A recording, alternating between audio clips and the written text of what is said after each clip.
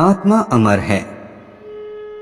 जो लोग इस आत्मा को मारने वाला या मरने वाला मानते हैं, वे दोनों ही नासमझ है। आत्मा ना किसी को मारती है और ना ही किसी के द्वारा मारी जा सकती है। न यह शरीर तुम्हारा है, न तुम शरीर के हो। यह अग्नि, जल, वायु, पृथ्वी, आकाश से मिलकर बना है और इसी में मिल जाएगा। परंतु आत्मा स्थिर है, फिर तुम क्या हो? तुम ज्ञानियों की तरह बातें करते हो, लेकिन जिनके लिए शोक नहीं करना चाहिए उनके लिए शोक करते हो। मृत या जीवित ज्ञानी किसी के लिए शोक नहीं करते। कर्म ही पूजा है। व्यक्ति जो चाहे बन सकता है, यदि विश्वास के साथ इच्छित वस्तु पर लगातार चिंतन करें। मैं काल हूँ, सबका नाशक, मैं आया हूँ दुनिया का उपभोग करने के लिए। कर्म उसे नहीं बांधता जिसने काम का त्याग कर दिया है। बुद्धिमान व्यक्ति कामुक सुख में आनंद नहीं लेता। मैं उन्हें ज्ञान देता हूँ जो सदा मुझसे जुड़े रहते हैं और जो मुझसे प्रेम करते हैं। अप्राकृतिक कर्म बहुत तनाव पैदा करता है। अपने अनिवार्य कार्य करो, क्योंकि वास्तव में कार्य करना निष्क्रिय से बेहतर है। मैं सभी प्राणियों की हृदय में विद्यमान हूँ। निर्माण केवल पहले से मौजूद चीजों का प्रक्षेपण है।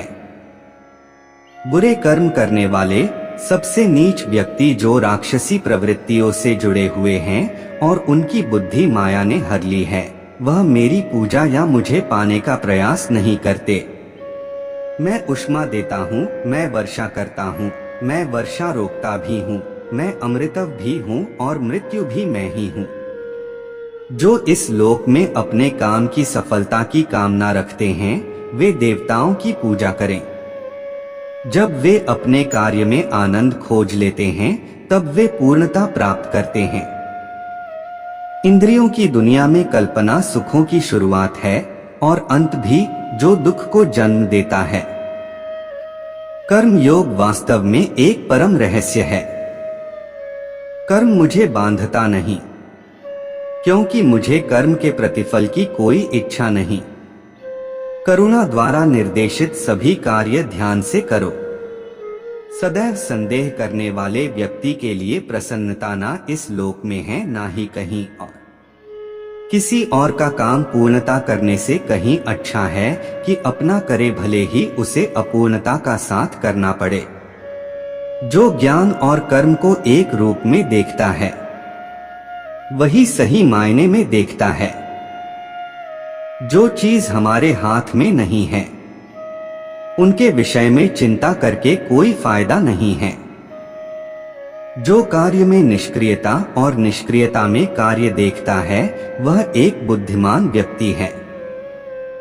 यदि कोई बड़े से बड़ा दुराचारी भी अनन्य भक्ति भाव से मुझे भजता है, तो उसे भी साधु ही मानना चाहिए और वह शीघ्र ही धर्मात्मा हो जाता है तथा परम शांति को प्राप्त होता है। जैसे प्रज्वलित अग्नि लकड़ी को जला देती है, वैसे ही ज्ञान रूपी अग्नि कर्म के सारे बंधनों को नष्ट कर देती है। अपने आप जो कुछ भी प्राप्त हो, उसमें संतुष्ट रहने वाला, ईर्ष्या से रहित, सफलता और असफलता में संभाव वाला कर्मयोगी कर्म करता हुआ भी कर्म के बंधनों में नहीं बंधता है।